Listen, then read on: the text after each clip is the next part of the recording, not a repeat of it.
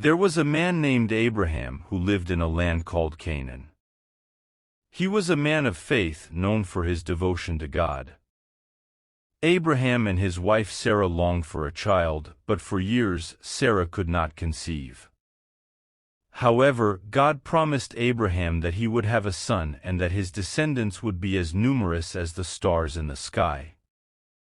Finally, when Abraham was old and Sarah was past the age of childbearing, God fulfilled his promise and Sarah gave birth to a son named Isaac. Abraham and Sarah were overjoyed at the arrival of their long-awaited child. Isaac grew up under the loving care of his parents, learning about faith and devotion to God from his father Abraham.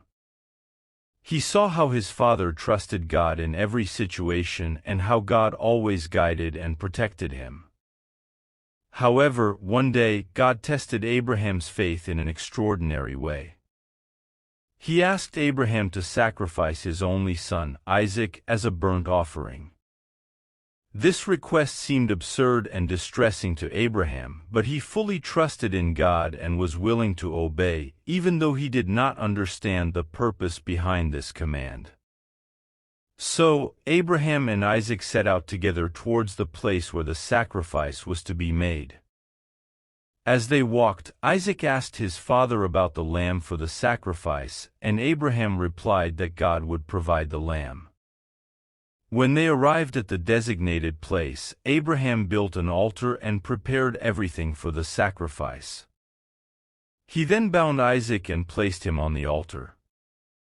Abraham raised his knife to sacrifice his son, but at the last moment, an angel of the Lord called out to him from heaven, preventing him from harming Isaac. The angel revealed that God was pleased with Abraham's faith and that he did not need to sacrifice his son.